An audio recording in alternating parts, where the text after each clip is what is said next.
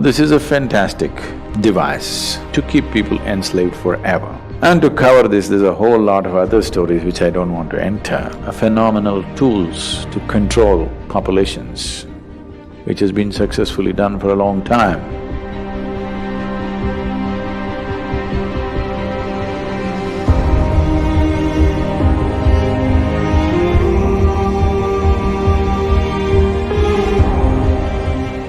It depends on how we shaped ourselves.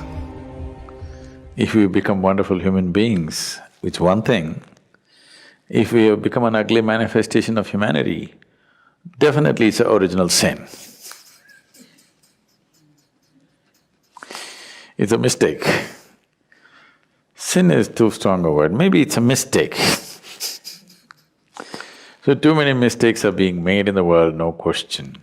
You claim to appreciate or, well, you worship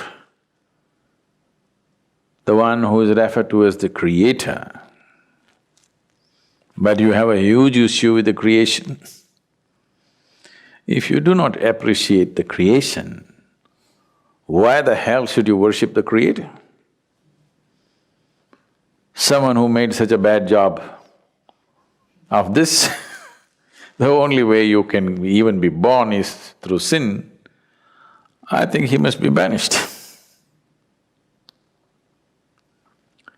Now, this is a fantastic device to keep people enslaved forever. If you do not even allow them to come to terms with their biology, they'll never come to terms with anything in their life. Always they will be dependent on an institution or a person or something who claims to have connections.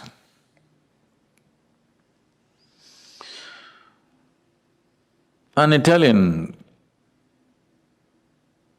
mafia guy was once brought to the law court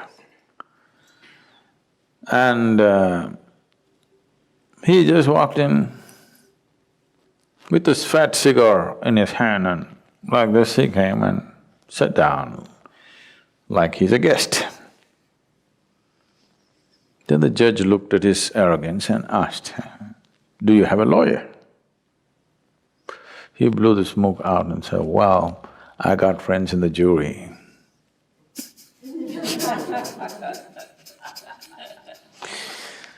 So people who are supposed to have connections elsewhere, you will always be enslaved to them because you feel guilty about your biology.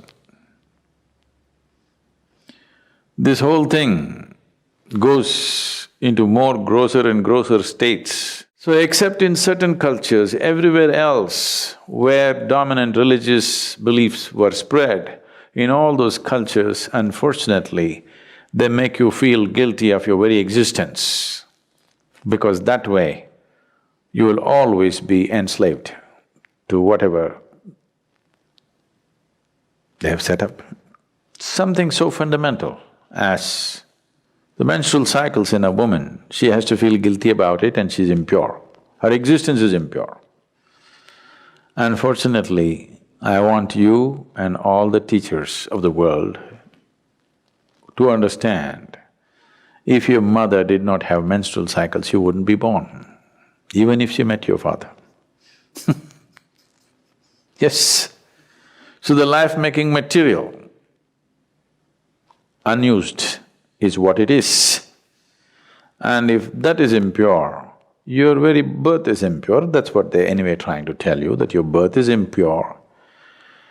And to cover this, there's a whole lot of other stories which I don't want to enter.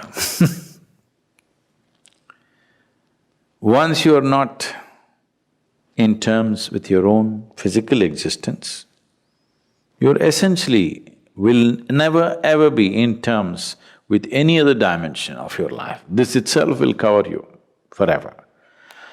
This is a fantastic trick to keep you enslaved forever.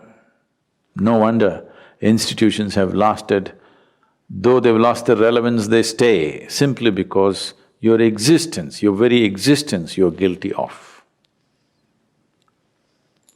If you're guilty of your very existence, that means one or that which is the source of creation should be even more guilty.